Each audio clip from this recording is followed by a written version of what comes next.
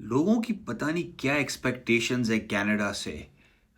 मैं अभी एक भाई से बात कर रहा था तो वो मुझे बोलते हैं कि ना मैं बस आ जाऊंगा कनाडा तो सब सही हो जाएगा। जॉब भी मिल जाएगी, घर भी हो जाएगा। तो मैंने उन भाई से पूछा कि भाई आपको किसने बोला कि जो है ना ये जैसे ही आप आएंगे ना और आपको जो है ना जैसे रेड कारपेट आपका इस्तकबाल होगा। It's a bed of roses है। हर चीज़ जो है ना आपको इजीली मिल जाएगी। तो बोलते नहीं बस ये मैं हमने वीडियोस देखी हुई हैं और हम देखते हैं यूट्यूब पे, हम देखते हैं टिकटॉक पे और लोग बोलते हैं कि भाई बस यहाँ पे आ जाएं और है ना सारी चीज़ें जो है ना यहाँ पे फिगर आउट हो जाती हैं। तो मैंने बोला वैसे बात कुछ हद तक तो ठीक है, पर मोस्टली मेजॉरिटी ऑफ द बात जो है वो एक्यूरेट नहीं है। क्योंकि देखें यहाँ पे जो है ना आके जो है ना वो एटलीस्ट 3 से 5 साल की लोगों को स्ट्रगल होती है, right. They have to work hard. और इन मोस्ट केसेस जो वो जो पहले 5 साल जो पहले के जो होते हैं ना वो उनकी बैक होम की ज़िंदगी से भी ज़्यादा हार्ड होते हैं, राइट। तो ये बात आपको कोई नहीं बोलता, ये बात आप दिमाग में रखें कि जब आप आते हैं यहाँ पे तो आपकी डे टू डे लाइफ जो आपकी बैक होम पे है अभी, और जब आप यहाँ पे आप आते हैं इमिग्रेट करके आते हैं तो आपके first in fact I would say कि पहले 5 साल तो आप मतलब कि ना you will be working hard. आप ज़्यादा स्ट्रगल करेंगे, फाइनेंशियली स्ट्रगल करेंगे, टाइम लगता है सेटअप करने में, राइट। चीज़ें सेटअप होने में, नए माहौल के अंदर नए दोस्त बनाना, नई जगह पे जाके सेटअप होना, नए मुल्क में जाना, उनका कल्चर समझना, उनका रहन सहन समझना, उनकी सिस्टम को समझना टाइम लगता है, राइट।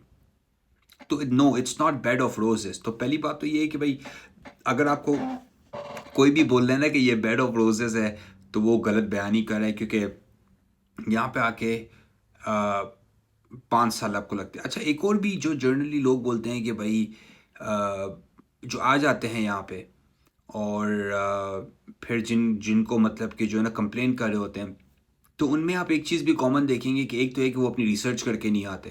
भाई किसने आपको बोला था कि जो है ना आप जो है ना टोरंटो में जाके रहो, राइट। फिर 3,000 4,000 आप रेंट दे रहे हो, राइट। $3,000 रेंट, ऑलमोस्ट एक बंदे की जो पूरी सैलरी आप रेंट में दे रहे हो। आपने रिसर्च की नहीं, आप गलत शहर चले गए, अब आप कनाडा को गालियाँ दे रहे हो, राइट। तो आप अपनी जब रिसर्च नहीं करते हो, राइट, कि देखो एक पार्ट होता है इमिग्रेशन, एक पार्ट होता है सेटलमेंट।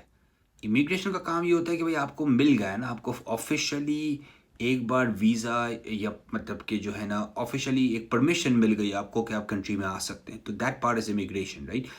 तो जो सेटलमेंट बात होती है, लोग सेटलमेंट के बारे में ज़्यादा नहीं बात करते कि भाई उसके अंदर क्या चैलेंजेस होते हैं, उसको किस तरह मतलब कि आप सेटल हो आके यहाँ पे, क्या चीज़ों के बारे में, अपने आपके पहली गाड़ी किस तरह लेनी है, आपने ये चीज़ किस तरह करनी है, आपने वो चीज़ किस तरह करनी है, राइट। और लोग उस बारे में ज़्यादा रिसर्च भी नहीं करते, बस आते हैं बोलते हैं यहाँ पे जब आएंगे तो सारी चीज़ें जो। और अच्छा, मैंने वो देखा है लोगों के जो लैक ऑफ प्लानिंग से जो आते हैं ना वो हमेशा स्ट्रगल करते हैं, हमेशा स्ट्रगल करते हैं। जो प्रॉपर प्लानिंग के साथ आते हैं, जो मेंटली, नॉट जस्ट मेंटली, हर तरह से तैयार होकर आते हैं, राइट। ओके, 6 महीने आने से पहले ही उन्होंने सारी चीज़ें वो करना शुरू कर दी होती है। बैंक अकाउंट आते हैं, उनके बैंक अकाउंट खुले हुए हैं, इन मोस्ट केसेस जॉब्स भी हो जाती है उनकी, रेंटल वो उन्होंने पहले से ही फिगर आउट कर लिया होता है, राइट। ओके, तो आपको कुछ लोग ऐसे मिलते हैं they are prepared, not only prepared, over prepared हो जाते हैं, राइट। और कुछ आपको जो लोग मिलते हैं they are under prepared, right. So under prepared कि कोई कोई मतलब कि एक क्लियर डायरेक्शन ही नहीं है। आप बस जा रहे हैं, आपने बोला बस हम जाके वहाँ पे जो है ना फिगर आउट कर लेंगे। भाई इस तरह नहीं होता। आप किसी नए मुल्क में आ रहे हैं, क्या मतलब का आप फिगर आउट कर लेंगे, राइट। इस एज और डे एंड एज के अंदर जब यूट्यूब है, जब बाकी चीज़ें अवेलेबल हैं, इंफॉर्मेशन है, ऑनलाइन वेबसाइट्स हैं, राइट, तो सेटलमेंट के बारे में भी देखें ना। लोग करते ये, हर कोई लगा हुआ है इस चीज़ में कि भाई मैं किस तरह पहुंच जाऊं। हालांकि जो एक्चुअल रिसर्च लोगों को करनी चाहिए कि भाई is it a good country, ये अच्छा कंट्री है नहीं है, हम यहाँ पे आएंगे करें काम क्या करेंगे, पैसे किस तरह बनाएंगे, हमारे बच्चों के लिए ये अच्छा है नहीं है, अगर आपके माँ बाप है तो उनकी उनकी क्या सेटिंग होगी, right. People don't ask settlement questions, right. जो एक्चुअली जो मेजर, इमिग्रेशन तो एक बार हो जाता है ना, पर सेटलमेंट तो आपकी पूरी पूरी लाइफ लगती है, राइट। तो यू डोंट पे अटेंशन कि आपका जो 90% जो मेजर इम्पैक्ट होता है वो आपकी लाइफ स्टाइल के ऊपर होता है। हम फोकस कर लेते हैं कि भाई बस हो किस तरह जाए, राइट?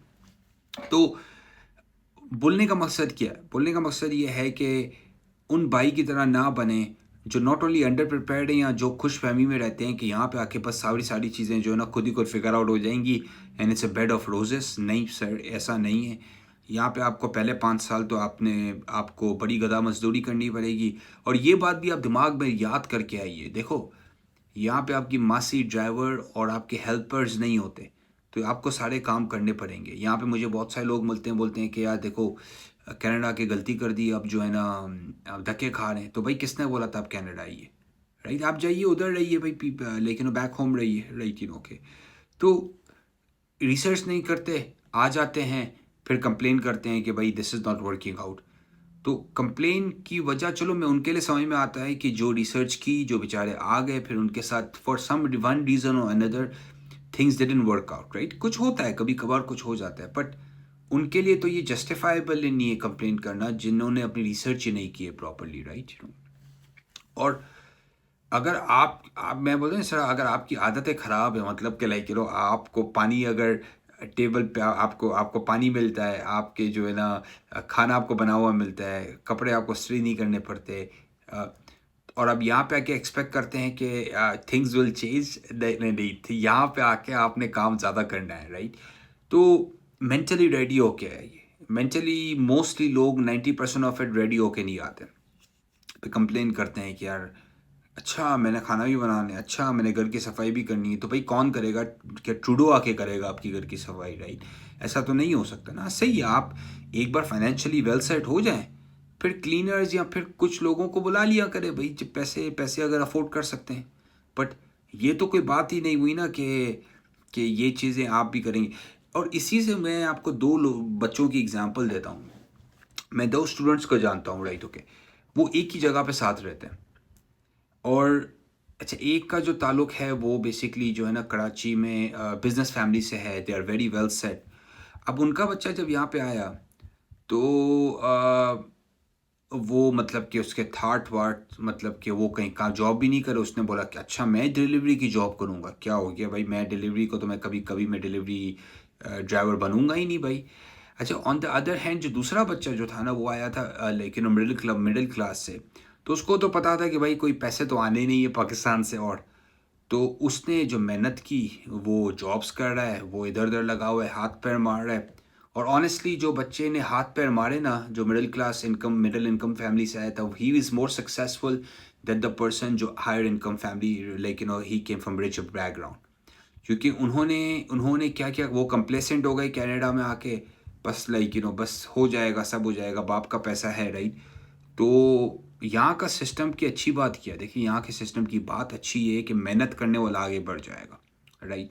ये हमारे मुल्कों की तरह तो नहीं होता ना कि जिसकी जान पहचान है, जिसके पास पैसा है, जिसके पास इन्फ्लुएंस है, जिसके पास असर सूख है, वो आगे बढ़ जाए। यहाँ पे ऐसा नहीं होता, राइट? यहाँ पे जो होता है वो सिंपल एक चीज़ होती है कि भाई आप मेहनत करो, you work hard, you follow the rules. ये सिंपल प्लेबुक है यहाँ पे सक्सेस होने की, राइट? पर यहाँ पे वर्क हार्ड करने का मतलब क्या है?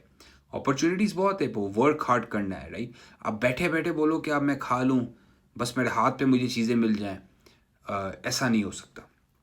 तो गोइंग बैक टू इट कि भाई ये खुश फहमी में ना रहें कि भाई यहाँ पे आके जो है ना बस it's a bed of roses. नहीं भाई, कोई बेड ऑफ रोजेस नहीं है। मैं करता हूँ इमिग्रेशन का काम, लाइक हम हज़ारों लोगों को हेल्प करते हैं। कोई बेड ऑफ रोजेस नहीं है। It's hard 3 to 5 year process of resettlement, number 1 thing. Number 2 thing, settlement के अराउंड रिसर्च करें। किस शहर में जाना है, कहाँ पे जाना है, कौन सी स्कूल में जाओगे, क्या करोगे, फलाना ढिकरा। ये प्लीज़ ये ना करें कि जो है ना बगैर रिसर्च के बस पहुंच जाएं। आप बगैर रिसर्च के पहुंचोगे तो स्ट्रगल करोगे। वही आपका जो जो एक कर्व है, जो आपको लोगों को लेट्स से 3 साल लगते हैं, आपको 7 साल लग जाएंगे। क्योंकि आपने रिसर्च नहीं किया। अच्छा, फिर आप गालियां दोगे कि यार सिस्टम ख़राब है, ये ख़राब है, मुल्क ख़राब है, लोगों ने हमें गलत बताया। नहीं नहीं नहीं, गलत किसी ने गलत नहीं बताया। आप हैं लेज़ी, आपने प्रॉपर रिसर्च नहीं की। You just came here, you expected that everything will be bed of roses and it's not. तो ये है वीडियो उनके लिए, ताकि मैं एक्सपेक्टेशन सही तरह उनके लिए सेट करूं कि भाई देखें, मेहनत है और काम करना पड़ेगा, इसके बगैर जो है ना रास्ता नहीं है। तो यू हैव टू बी